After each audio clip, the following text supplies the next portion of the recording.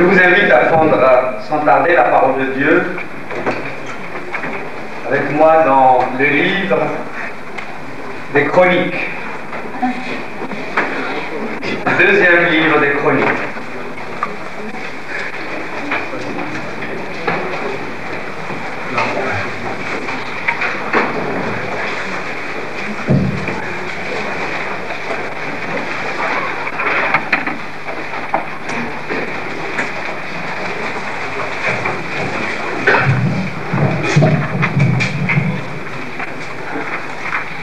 Livre des Chroniques, chapitre 29.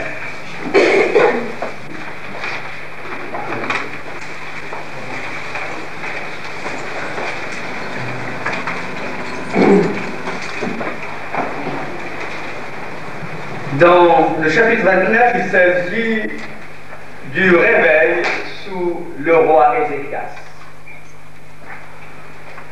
Il y a eu 5 principaux réveils dans le royaume de Juda, et chaque réveil, chaque état de prospérité spirituelle, morale, religieuse et économique et politique dépend de leur fidélité à l'Éternel. Un réveil correspond toujours avec une disgrâce, un chaos dans le monde, dans la société. Et c'est le peuple de Dieu qui ramène la prospérité et la bénédiction. Oui. C'est ce que l'Ancien Testament nous enseigne. Avec votre permission, Ézéchias, il succéda à son père Akaz, qui était un mauvais roi en Israël. Akaz était un roi idolâtre. Il a fait rentrer les dieux de Damas dans le temple. Les dieux étrangers y sont rentrés dans le pays de Dieu. Il a même fait passer son fils par le feu. Il a commis des abominations que les peuples qui étaient là dans le pays de Canaan ont commis devant l'Éternel, et pour cela que le Seigneur a demandé au peuple d'Israël de les exterminer. Notamment, il mettait du parfum dans les collines et sur tout arbre vert. Il avait le culte de l'arbre.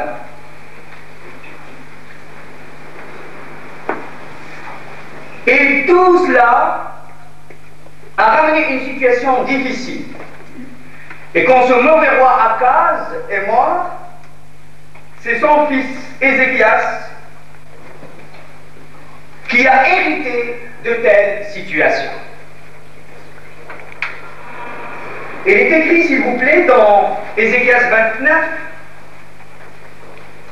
verset 3,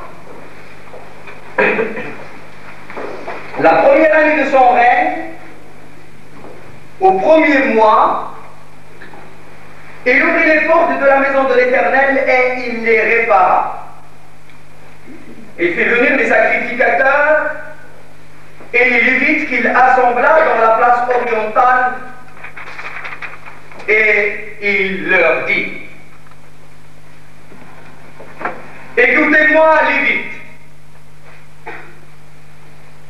maintenant sanctifiez-vous, sanctifiez la maison de l'Éternel, le Dieu de vos pères, et mettez ce qui est impur hors du sanctuaire.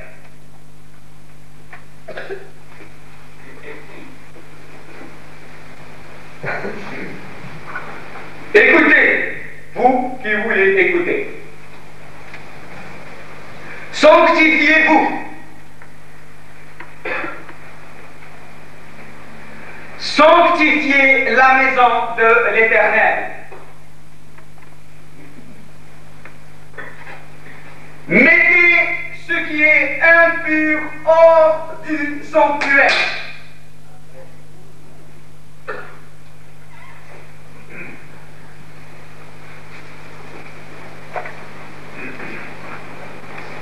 Car nos pères ont péché.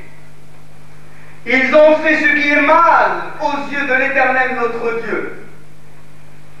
Ils l'ont abominé donné, ils ont détourné le regard du tabernacle de l'Éternel et ils lui ont tourné le dos. Ils ont même fermé les portes du portique et éteint les lampes. Ils n'ont offert au Dieu d'Israël ni parfum, ni holocauste dans le sanctuaire. Quel triste état, n'est-ce pas? Nous avons parlé jeudi de ces lampes qui sont remplies d'huile et qui doivent non seulement brûler, mais luire afin d'éclairer le chandelier, pour que la lumière du chandelier, la lumière de Christ, sera réfléchie sur le peuple de Dieu. Et il n'y a point de lampes, et les lampes ils ne sont plus allumées. Et il n'y a point de parfum. Le parfum, l'encens, représente la prière. Il n'y a plus de prière qui monte dans l'autel d'or. Il n'y a plus de vraie prière. Il n'y a plus de prière par l'esprit. Il n'y a plus de prière dans la vérité. Il n'y a plus de prière pour que le plan de Dieu soit exécuté au milieu de nous et dans le monde. Et il n'y a que des prières. Seigneur, donne-nous la voiture, donne-nous la machine à laver, donne-nous quelque chose, un travail pour les enfants. Et il n'y a plus de prière selon le cœur de Dieu qui monte jusqu'au sanctuaire, jusqu'au lieu très saint. Il y a des gens qui croient qu'ils prient. Mais la prière, c'est que la volonté de Dieu, que Dieu a mis par sa parole, et que cette parole a infecté, a touché nos infections, a touché notre cœur, va se formuler sous forme de prière et va devenir salée, c'est-à-dire pieuse, profonde et sacrée, et va devenir donc un parfum sacré qui monte jusqu'au tabernacle. Une vraie prière, des vrais hommes et de femmes de prière, ce n'est pas une liste de consommation. Amen. Amen. Il n'y a pas de parfum sacré, d'une réalité profonde. Ils ont tourné le regard du tabernacle et l'Éternel et lui ont tourné le dos. Ils ont même fermé les portes du portique, éteint les lampes, ils n'ont offert au Dieu d'Israël ni parfum, ni holocauste dans le sanctuaire. Il n'y a plus de consécration. Et pour cela, la colère de l'Éternel a été sur Juda et sur Jérusalem, et il les a livrés au trouble, à la désolation, à la moquerie, comme vous le voyez de vos yeux. Et voici, à cause de cela, nos pères sont tombés par l'épée. Nos fils, nos filles et nos femmes sont en captivité. Et regardez ce jeune roi qui n'avait que 25 ans. Et le Seigneur veut faire des jeunes gens, des jeunes filles, une armée pour le réveil. Et va non seulement les appeler pour être des guerriers, mais en même temps il va les équiper et manifester la puissance à travers eux, afin que tout le monde réalise que ces jeunes, l'Éternel est avec eux. Amen. Le jeune roi Ézéchias, il a dit à tous les peuples, aux Lévites, aux sacrificateurs et au reste du peuple, moi, j'ai donc l'intention de faire alliance avec l'Éternel. Peu importe vous ce que vous voulez faire, que n'importe les autres, toi, suis-moi, dit Jésus. Amen. Moi, j'ai l'intention de faire alliance avec l'Éternel. Il y a beaucoup de gens qui excusent le manque d'engagement et disent mais regardez les autres. Non, ce jeune roi Ézéchias, il savait que c'est de lui qu'il s'agit. Il ne s'agit pas des autres, c'était de lui qu'il s'agit.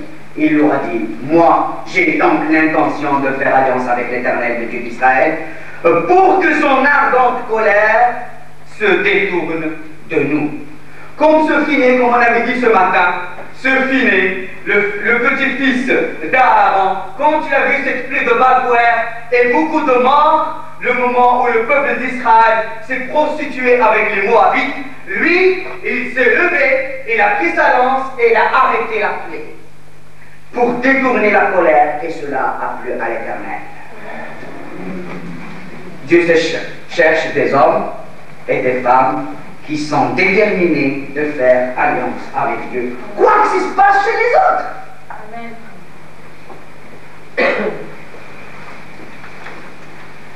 J'ai donc l'intention de faire alliance avec l'Éternel, le Dieu d'Israël, pour que son ardente colère se détourne de nous. Maintenant, mes fils, cessez d'être négligents, car vous avez été choisis par l'Éternel pour vous tenir à son service devant lui, pour être ses serviteurs et pour lui offrir des parfums. Vous devez cesser d'être négligents parce que vous êtes choisis de Dieu. Ce n'est pas vous qui vous avez choisi Jésus, mais c'est Jésus qui vous a choisi. Et parce que vous avez été choisis par Dieu lui-même, c'était un appel divin, c'était une initiative divine. C'est Dieu qui a conçu dans son saint conseil de poser le regard sur vous et de vous appeler. Maintenant, assez de vous reposer, travaillez.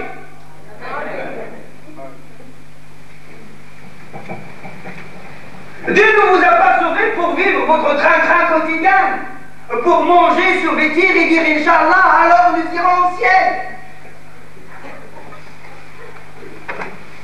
Travaillez. Le réveil, il faut travailler pour le réveil. Il est intéressant, ce jeune roi. Ce jeune roi, quand il a pris, il a succédé à son père, il a hérité une situation en pleine décadence. Au point de vue religieux, il y avait les dieux étrangers. Les dieux étrangers qui sont rentrés. Oui. Les dieux étrangers comme une réalité injustifiable. Dieu a demandé au peuple d'Israël d'exterminer tous ces statues, tous ces idoles, tous ces dieux de Baal, toute Astarté, tous ces dieux les maîtres dehors. Il leur a donné la force, il leur a donné le temps, et il leur a donné la puissance du Saint-Esprit pour écarter ces choses. Et à le moment où ils étaient fidèles, le moment où ils suivaient Josué, alors de conquête en conquête et de victoire en victoire, ils se sont installés dans le pays promis. Et maintenant, comme une réalité injustifiable, mais comment quelqu'un qui disait qu'il est le roi, le guide qui a reçu un ministère de direction, pourra faire rentrer des dieux étrangers à l'intérieur du temple? Comment l'islam, il est devenu la deuxième religion de France? C'est une réalité injustifiable. Que la terre française, que l'était à un certain moment où il y avait la réforme, avec Calvin, avec tous ces colportiers, avec tous ces pionniers, avec tous ces hommes-là, qui étaient passés le martyr pour ramener le réveil, pour sanctifier le pays de toute idolâtrie, jusqu'à ce que la moitié de la France a été convertie à Jésus-Christ. Il y avait chaque mois plus de 50 personnes qui se préparent au service. Il y a eu tellement de miracles, tellement de la bénédiction. La France était une terre de bénédiction. Lyon était le centre de mission vers le nord, vers l'est et vers l'ouest. Du jour au lendemain, on trouve une religion, les sectes orientales, les temples de Bouddha et ainsi de suite.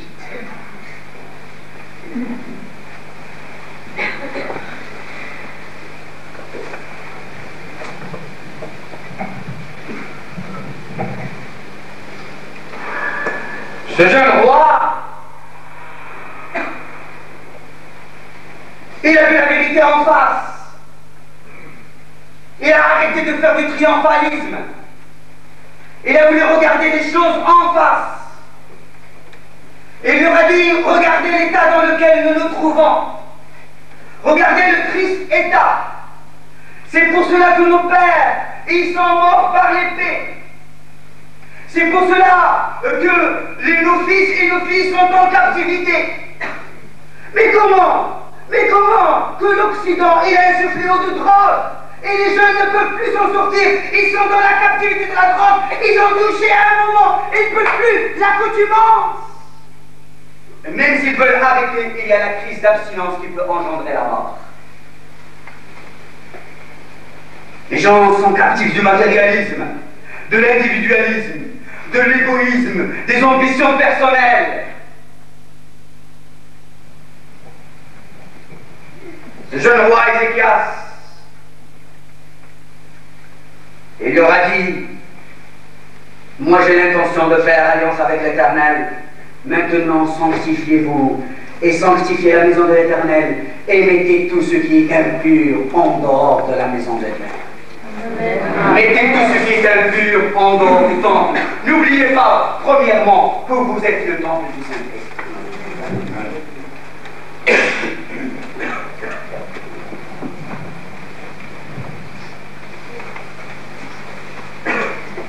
Il leur a demandé de venir pour nettoyer premièrement la maison de l'Éternel.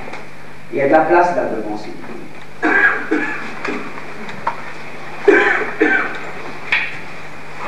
Pour ôter toute souillure. La situation religieuse, à ces situations religieuses, il y avait une décadence morale. Le prophète Michée et le prophète Isaïe ont été là. Et ils ont parlé, et les autres ne l'ont point écouté. Le prophète Michée, il nous est dit que les prophètes, ils prophétisent pour de l'argent. Les chefs jugent pour des présents. Les sacrificateurs enseignent pour un salaire. Ils étaient dans un très mauvais état. La corruption morale a été là, même à l'intérieur des sacrificateurs.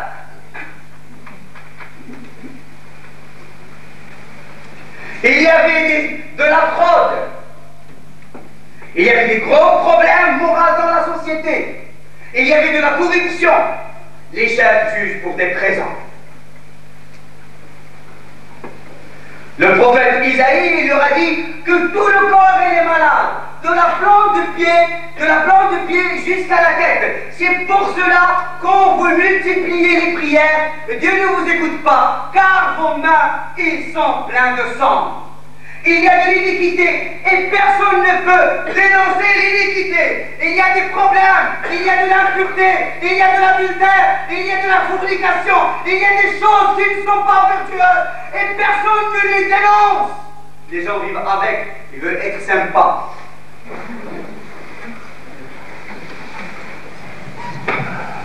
Gros problème.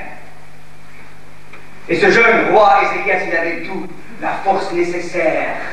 Il avait tout le potentiel spirituel, toute la vitalité spirituelle pour faire face à cela. Parce que, premièrement, il reconnaît la situation. Le problème de certaines églises, c'est qu'ils ne veulent pas reconnaître la situation, qu'ils ne veulent pas voir les choses en face. Fournir de l'huile pour les lampes, c'est-à-dire laisser la place au Saint-Esprit pour le convaincre du péché et du jugement. Nous nous trouvons dans une crise morale, dans une crise spirituelle. Et si ça continue comme ça, et si on ne se repent pas, alors le jugement de Dieu va venir.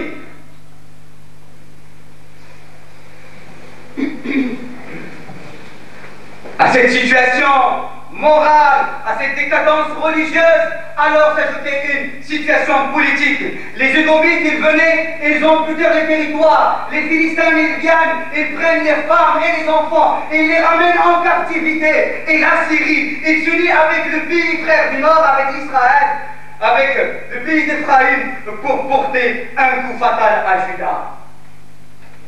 Ce petit royaume de Juda, il était plein de problèmes. Et ce jeune roi, dès son premier mois, sa première année du règne, au lieu d'aller faire face, de remonter au point de vue moral, administratif, économique, au niveau de la guerre et de préparer ces choses, il a dit, la première des choses, nous allons nous sanctifier et nettoyer la maison de Dieu. Parce que la victoire extérieure dépend de la victoire intérieure. Ils savaient qu'ils étaient le peuple de Dieu et que l'Éternel est le chef de l'armée. Ils ne peuvent avoir des victoires dans tous les domaines, qu'ils soient politiques, sociaux, économiques, religieux, jusqu'à ce qu'ils se repentent et qu'ils reviennent à l'Éternel. Amen.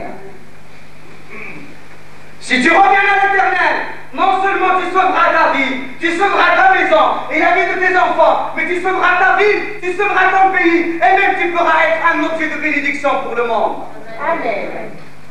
Donc l'autre, il a été à Sodome et Gomorrhe. Tant qu'un seul juste a été à Sodome et Gomorrhe, le jugement, le feu n'est pas tombé. Il fallait que le juste sorte pour que le jugement de Dieu descende. Alors où tu es, toi juste, toi qui tu es un enfant de Dieu, que Jésus-Christ est mort pour te justifier, où tu en es pour empêcher le mal. Quand le témoignage véritable de l'Église passe, alors l'Église est responsable de la drogue. L'Église, pendant 2000 ans, il n'a pas accompli son œuvre comme Dieu attendait qu'il l'accomplisse. Le moment où il témoigne, alors les gens n'ont pas ce vague à l'âme, les jeunes n'ont pas ce vide, ils ne veulent pas. Le moment où même des drogués, qui se droguent, ils se continuent à droguer, quand on leur témoigne de l'Évangile, on prie pour eux, par un acte miraculeux, ils sont délivrés. Combien de prostituées ont changé de vie, combien d'alcooliques ils sont devenus sobres, sont devenus des vrais pères de maison. Il y avait une femme en Suisse qui disait, j'étais pas mariée avec un homme, c'était un monstre. Mon mari a été un monstre. Mais par la grâce de Dieu, le moment d'une conversion m'avait dit, je ne le connais pas. Il est comme un enfant très doux. Je commence à découvrir mon mari après 20 ans de mariage, parce que l'évangile, alléluia, a été Amen. Oui. Ton rôle, tu es responsable. Il faut qu'on sache que nous avons une responsabilité et nous devons prendre cette responsabilité. Nous devons vraiment prendre notre responsabilité avec toute la vigueur spirituelle, parce que ce n'est pas notre affaire, c'est l'affaire du Saint-Esprit qui purifie, qui sanctifie, qui donne la victoire. Amen. Amen. Ézéchias, il leur a dit, dès demain matin, nous allons faire des sacrifices d'expiation de nos péchés. Nous allons présenter nos sacrifices pour nous. Nous allons nous humilier devant l'Éternel. Nous allons nous repentir. Et Dieu appelle le peuple à revenir à lui, c'est-à-dire à se repentir. La repentance, c'est un demi-tour vers Dieu. C'est ça. C'est une media vuelta, c'est-à-dire demi-tour. Revenir à l'Éternel. Quand on revient à l'Éternel, c'est lui qui va nous faire vivre. Et ils sont revenus. Ils ont commencé à se sanctifier. Le peuple a commencé véritablement à présenter les sacrifices. Le jeune roi Ézéchias lui-même, il a ramené 7000 brebis, 7000 taureaux. Il a fait un sacrifice pour lui-même et pour le pays. J'avais compté une fois, j'avais le temps pour compter. Je suis allé dans les marchés les moins chers en France. J'ai trouvé qu'il a fait à peu près dans 300 millions de centimes, 3 millions de francs, rien d'offrande. Si on calcule tous ces brebis, il y avait du sang qui coulait dans la ville de Jérusalem, du sang qui coulait dans la porte des sacrifices. Il y avait beaucoup de sang. Et nous, Jésus-Christ, son sang est tellement précieux. Son sang et les capactions reviennent vers lui, de nous purifier de tous nos iniquités, de nous pardonner tous nos péchés si nous revenons au sang de Jésus. Le sang de Jésus est plus grand que le sang des boucs et le sang des taureaux. Et quand le peuple est revenu à l'Éternel, alors il nous est dit, vous pouvez lire la suite, le roi Ézéchias, il s'est installé, la bénédiction est venue, la Syrie a fait une alliance avec lui, il n'y avait plus de problème. La repentance, reconnaître la situation, reconnaître. Samson, quand il est tombé dans le péché, il croyait que Dieu est toujours avec lui. Il est devenu quelqu'un qui croyait que Dieu est toujours avec lui parce qu'il est. Dieu lui a donné une onction même de puissance. Vous connaissez bien la force et la puissance qui était en Samson. Mais il a péché. Il a péché. Mais il croyait que Dieu est toujours avec lui.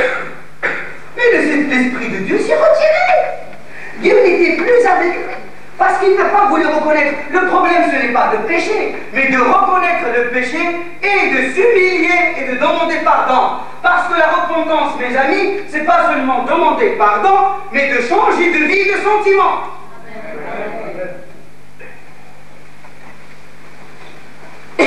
La repentance doit être véritablement une réalité de la vie. Et Samson, lui, n'a pas réalisé. Et puisqu'il n'a pas réalisé, il est devenu aveugle. Et à un certain moment, il a voulu mourir avec tous ces païens. Il a dit, Seigneur, envoie sur moi tous ces poutres, tous ce toit, et je vais mourir avec eux. Il est devenu aveugle. Et cet aveuglement physique était la réalité qu'il a perdu la perception spirituelle, qu'il est devenu aveugle spirituellement. Quand on ne se repent pas, il y a non seulement un endurcissement du cœur, mais on devient aveugle. Si vous voulez voir spirituellement, si vous gardez les yeux de cœur, ce sont les yeux de la foi, qui sont aussi les yeux de Dieu. Il faut toujours se repentir et changer d'état. Le prophète Jérémie a prophétisé, et il a dit que Dieu m'a montré 2 plateaux de figues. 2 plateaux de figues, et le Seigneur lui a dit, voilà, il y a un plateau de figues mauvais, et des figues bonnes. Il y a les mauvaises figues et les bonnes figues. Alors goûte l'un et l'autre. Et qu'est-ce que tu en penses? Il y a les mauvaises figues qui sont très mauvaises. Et les bonnes figues qui sont très bonnes.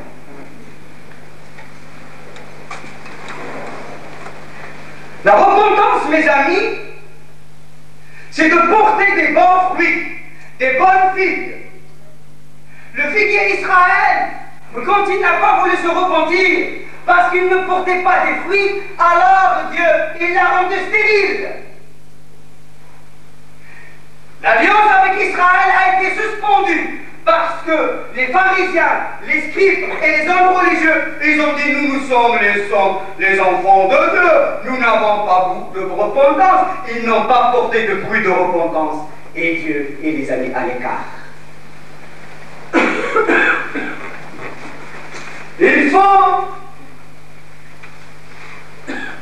Il y a toujours des places ici, s'il vous plaît.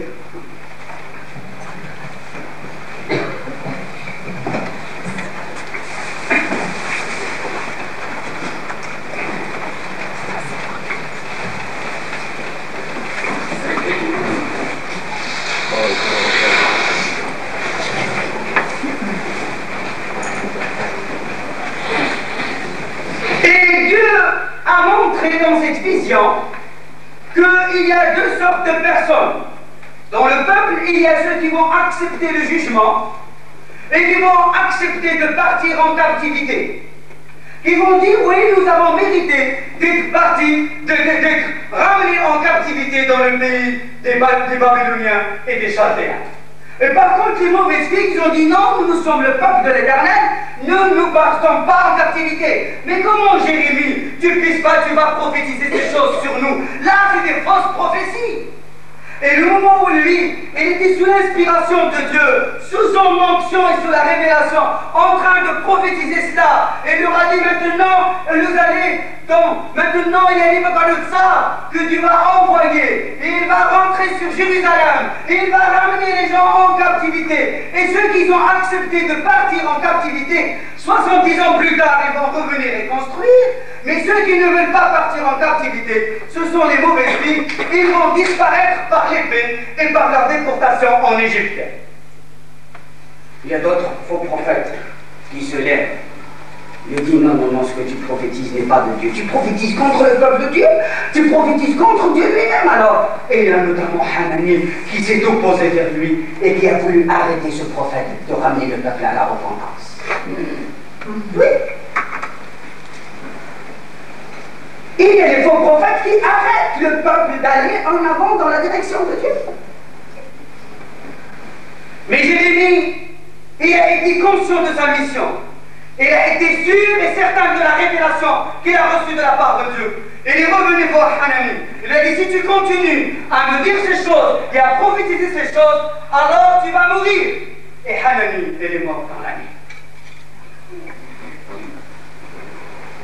Jérémie, il a dit, alors ceux qui acceptent d'aller en captivité, qui acceptent le jugement de Dieu, qui acceptent cet état de tristesse, d'esclavage, de soumission à Dieu, c'est eux qui vont rebâtir Jérusalem. Et la parole prophétique de Jérémie s'est accomplie.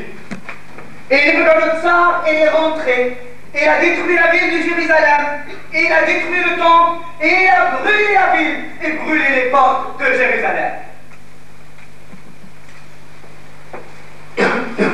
Oui, la parole prophétique s'est accomplie.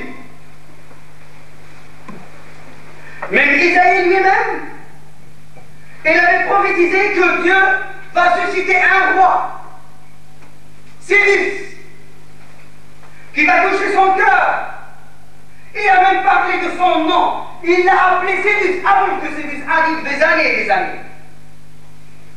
Et il a dit, c'est lui-même qui va soutenir tous ceux qui veulent sortir de la captivité pour aller construire. Mon ami, quelle que soit la captivité de ta maladie, d'un vice, d'un péché, un handicap dans ta vie, un handicap dans ta vie sociale, dans ta vie de travail professionnel, quels que soient les liens qui te tiennent, si tu crois que Dieu t'appelle à bâtir, et si tu as la foi dans cet appel, alors tu seras libre et tu retourneras à Jérusalem pour bâtir la cité. Tu seras un bâtisseur de l'Église. Tu bâtiras l'Église. Tu bâtiras la cité de Dieu. Tu remonteras, tu reviendras de la captivité. Est-ce que nous sommes un peuple qui aime la repentance?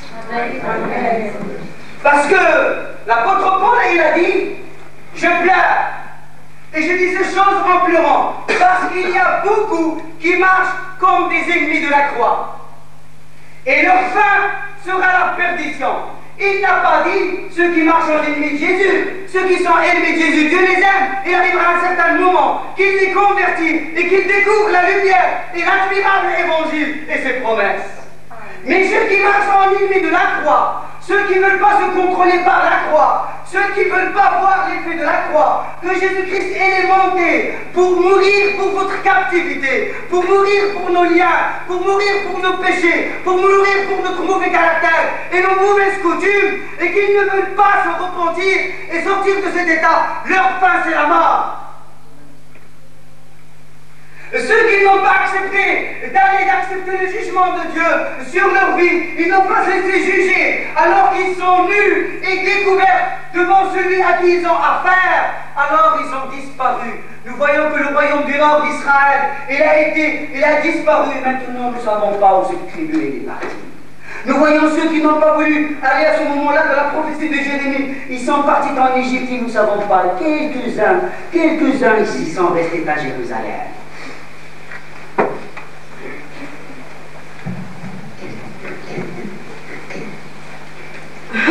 Dieu, il appelle les gens à une réelle repentance.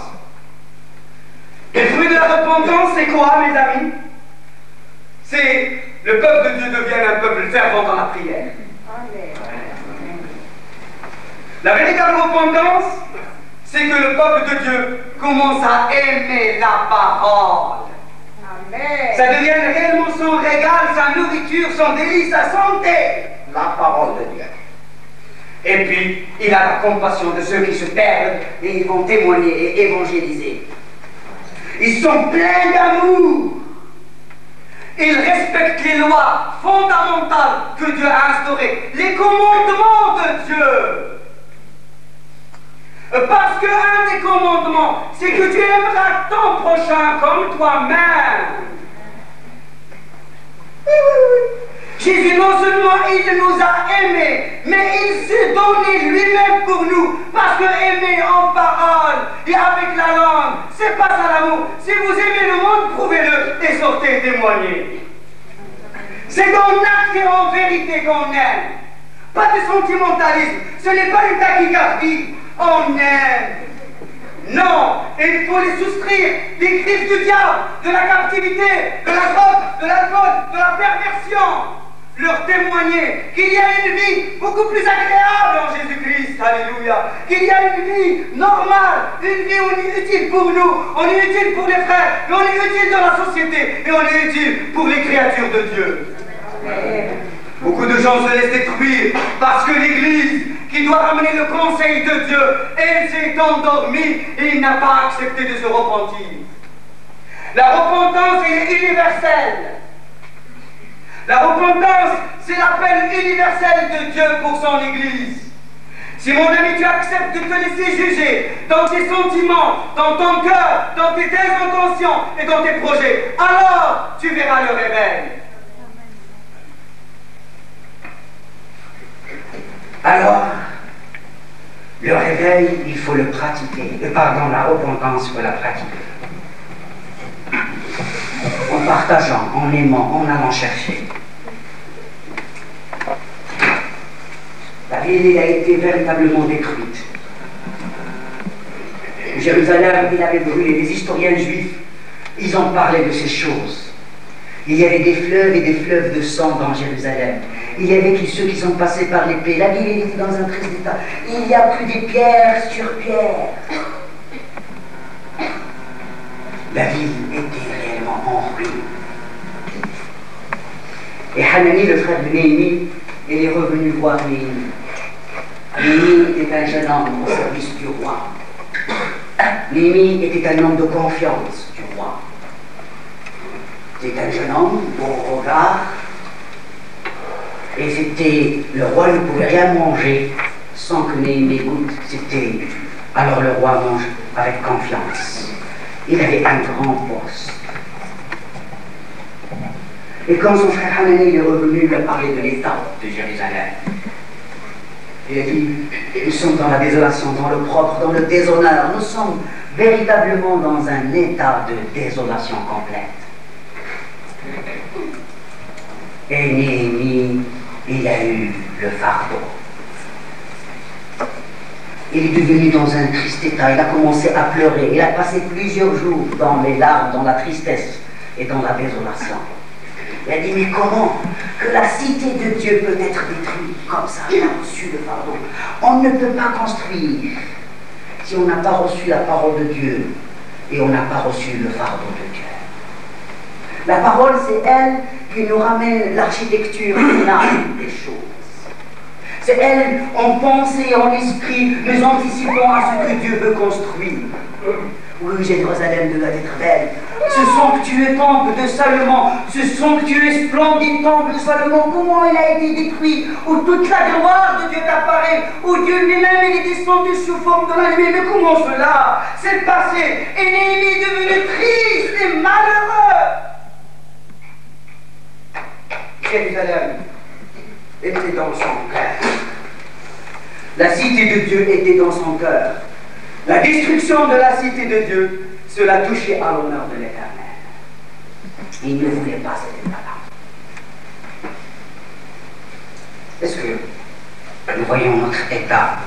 Des fois, les gens, quand ils voient l'état, ils prennent du recul. Ils disent, moi, je prends un peu de recul. Au lieu d'aller travailler, ils prennent du recul.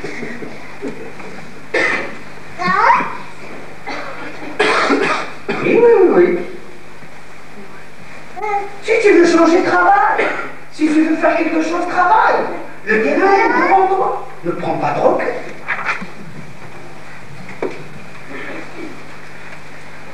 Néhémie, son visage a changé. Et le roi, il lui a dit, mais qu'est-ce qui t'arrive, Néhémie? Tu es amoureux ou quoi? Il était jeune. Il a été véritablement blessé dans cet amour, parce qu'il était amoureux de la cité, qui est l'épouse de Dieu.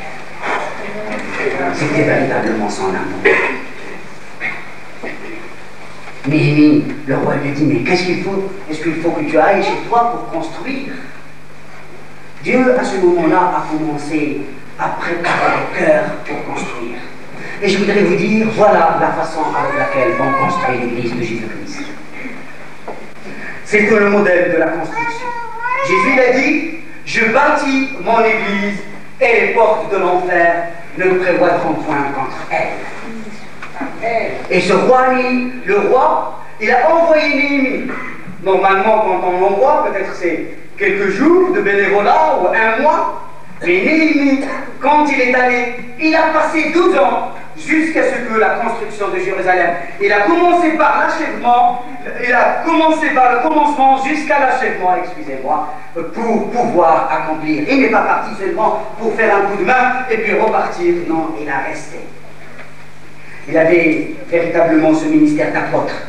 Il nous est dit qu'il est sorti pendant la nuit pour voir les plans, pour tracer les grandes lignes. Il n'est pas tombé dans un réveil irréfléchi, mais il a pris, il a tracé les grandes lignes et il est rentré dans un réveil très méthodique. Et il était tout seul à sortir. La Bible nous disait qu'il est sorti avec son cheval et pendant la nuit, il a vu la ville.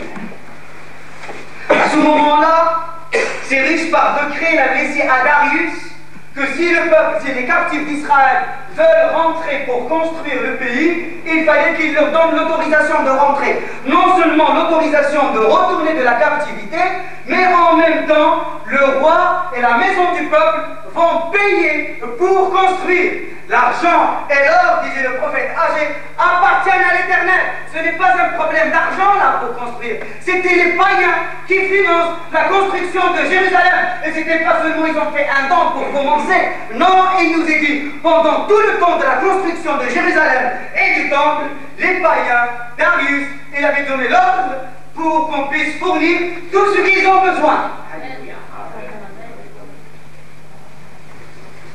Et Esdras, qui a été docteur de la loi, mais en même temps qui était prophète, il avait lancé l'appel. Il avait appelé le peuple qui veut rentrer de la captivité pour aller construire. Et il leur a dit, alors venez, nous allons rentrer. Mais pas beaucoup de monde qui ont répondu à l'appel. Ne croyez pas que tout le monde va rentrer dans le réveil. C'est pour cela, c'est de toi qu'il s'agit, comme disait Dieu à Job. Saint-Terrain, et regarde-moi, c'est de toi qu'il s'agit, il ne s'agit pas des autres. Il y a beaucoup de gens qui sont dans la captivité, et ils se plaisent dans leur esclavage. Il y a ceux qui sont dans la captivité de la tradition, et ils ne veulent pas marcher par l'esprit. Et ils se plaisent dans leur captivité, dans leur esclavage. Et c'est comme ça fait des années, je dirais même des décennies, et des décennies, où l'Église n'a pas changé. C'est comme l'Esprit du Seigneur, et elle est devenue figée, comme des statues. Oui. Dieu appelle les gens à sortir de la tradition, de la captivité démoniaque, de la captivité de la nature charnelle, de la mondanité. Mais ils ne veulent pas répondre. Il y a des millions et des millions de chrétiens qui sont en captivité et qui ne veulent pas sortir. Selon le dénombrement d'Esdras, il nous dit seulement 42 000 qui ont accepté de quitter la captivité et de rentrer à Jérusalem. Dieu appelle, lance l'appel, où tu en es, sors de ta captivité et viens. Dieu lance l'appel à la liberté pour bâtir et construire. L'appel de la liberté. Dès ce soir, tu pourras être libre. Tu pourras être libre de toutes les choses qui te tiennent, de toutes les chaînes, de tous les liens, même des liens religieux. Si tu acceptes de rentrer pour venir et bâtir l'œuvre de Dieu. Amen. Dieu, ce n'est pas un fakir pour faire des miracles et des prodiges son but.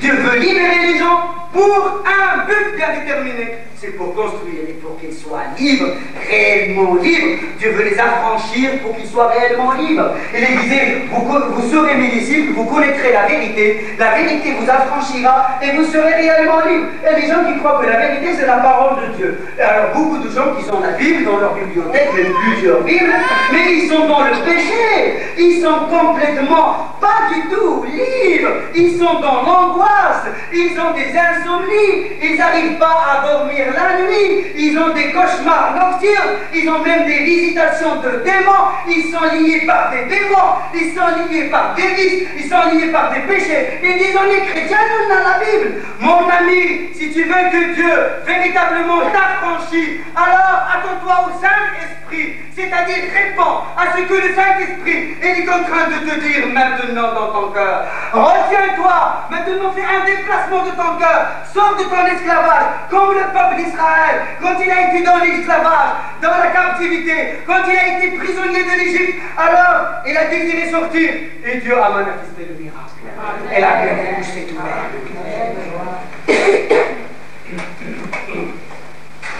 Il faut un déplacement dans ton cœur, dans tes sentiments. Tout à l'heure, nous allons prier pour ceux qui ont des besoins, que ceux qui sont captifs par une maladie chronique qui dure depuis des années. Si tu veux que Dieu te libère, crois à la puissance du Saint-Esprit. Crois aussi que tu vas être un serviteur utile, une servante utile. Crois que tu vas être utile dans ta famille, utile dans ta société, utile pour apporter la bénédiction, utile pour apporter à manger spirituellement et construire des hommes et des femmes dignes de ce nom. Parce que maintenant, il y a un vrai déchet. Excusez-moi de terme. Les humains, ils sont dans un état de décadence et dans une ruine absolue. Maintenant, les gens, ils ont dépensé les zones interdites. Maintenant, les enfants, ils ont commencé à faire des expériences avant même la puberté. Quel triste état! Comme disait Néhémie, mais regardez l'état dans lequel on se trouve.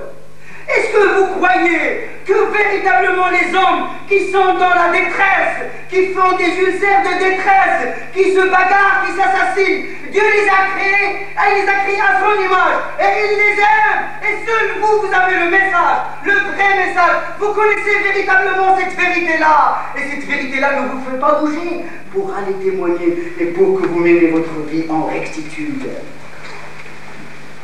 Nous disons, Seigneur, mais pourquoi les miracles? Pourquoi pas les miracles? Pourquoi il n'y a pas de prodiges? Pourquoi il n'y a pas de signes remarquables? Parce que les gens, ils sont véritablement centrés sur eux-mêmes au lieu d'être centrés sur Jésus. Quel égoïsme, quelle haine, quelle xénophobie, quel racisme, quelles ces choses-là, des fois, qui ne sont pas dignes d'être même dans le monde, se trouvent au milieu de nous des fois.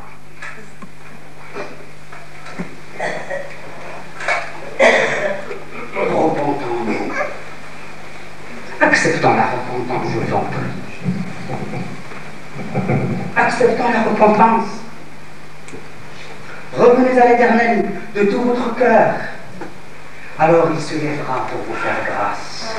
Il aura compassion de vous. Il vous donnera maintenant à manger et à boire. Il guérira votre cœur. Il vous enverra le mou, le froment. Il vous donnera il vous bénira et il bénira le pays dans lequel vous vous retrouvez. Il disait, si le peuple s'humilie, cherche ma face, alors je leur pardonnerai leurs péchés et je guérirai.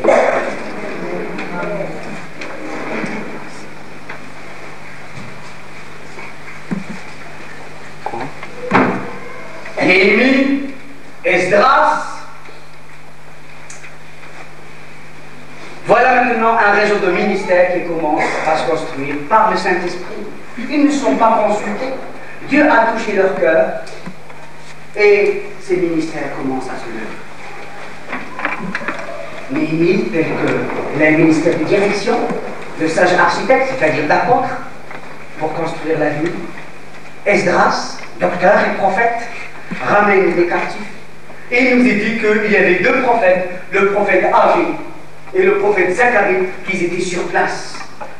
Et Agé, il disait au peuple, vous dites que l'Éternel n'est pas avec vous. L'Éternel est avec vous et l'Éternel veut construire aujourd'hui sa maison. Vous dites c'est pour demain que vous devez construire. Non. Le prophète Agé leur dit c'est aujourd'hui que Dieu veut construire sa maison. Il y a des gens qui pensent que c'est dans 10 ans le réveil. D'autres qui pensent, mais peut-être non, nous ne verrons pas ce réveil, ce grand réveil à venir. Mais Agé disait c'est aujourd'hui. C'est aujourd'hui. Et le peuple quand il a accepté, alors Dieu a réveillé leur esprit. Il y avait Zorobabel, le sacrificateur, le gouverneur, Josué, le sacrificateur, et tout le reste du peuple. Dieu les a réveillés à cette dimension de construction pour voir clairement comment construire.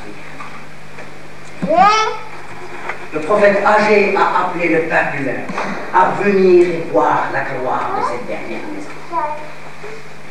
Il leur a dit, vous, parmi vous les âgés, vous qui vous êtes âgés, que vous connaissez toute la splendeur du temple de Salomon, vous connaissez toutes ces splendeurs, mais regardez ce temple-là, dans toute sa splendeur, la gloire de la dernière maison sera beaucoup plus grande que la gloire de la première maison. Amen. Quelle que soit la ruine, quel que soit l'état, quels que soient les décombres, quelles que soient les pierres sur pierres, mes amis qui sont tombés, alors la gloire, Dieu va faire quelque chose de merveilleux. Si vous acceptez de venir et de travailler. Alors vous allez voir comment Dieu va vous bénir. Tout ce qui vous est arrivé, et reprenez la même pensée de l'esprit que Ézéchias a dit, c'est à cause de vous. Vous semez beaucoup, mais vous récoltez peu. Vous mangez et vous n'êtes pas rassasiés. Vous travaillez et vous n'êtes pas satisfait. Alors c'est pour cela, l'Éternel a même refusé que la rosée vienne et que la terre produise ses fruits. À cause que vous avez abandonné la maison de l'Éternel. Maintenant venez et montez vers ma maison et vous allez voir ce que vous allez faire. Et la maison, la ville, va être rétablie dans ses lois normales voulues par Dieu, c'est-à-dire les lois de bénédiction. Amen. Des fois on évangélise, mais ça ne donne pas de résultat. Des fois, dans notre travail, on a des grandes bénédictions en France et les gens ne sont pas satisfaits. Moi je viens d'Afrique, je connais des gens qui ne mangent pas pendant 2-3 jours et quand ils mangent, c'est un repas. Les gens, ils sont pris dans une course très folle. Et ils ne savent pas. Ils sont élancés comme des chevaux, disait la parole de Dieu. Ils n'arrivent pas. Ils n'arrivent pas, mes amis, à réaliser la bénédiction de Dieu et à se mettre. Ils sont fatigués par le système. Ils sont comme un peu dans l'Égypte. Les peuples d'Israël étaient le peuple de Dieu, mais il a été en Égypte. C'était la descendance, c'était le peuple des alliances, c'était le peuple de la promesse, mais il a été dans l'esclavage. Et la parole de Dieu nous est dit que même si une délivrance s'approchait d'eux, tellement ils étaient pris par le système de l'Égypte, en train de construire les pyramides, en train de cultiver le champ de Pharaon, en train de vivre et d'être la richesse même de Pharaon, repris par le système. Le prophète Moïse disait, même si une délivrance s'approchait d'eux, ils ne peuvent pas vraiment l'exploiter. Mais c'était tellement sensible. Mais maintenant, les amis, réveillez-vous. Que l'Esprit du Seigneur vous réveille, afin que vous voyez que votre délivrance approche. Que votre délivrance individuellement et collectivement approche. Et que Dieu va envoyer son Esprit. C'est plus de l'arrière-saison pour vous rafraîchir et pour véritablement vous ouvrir les sentiers de la justice. Alléluia.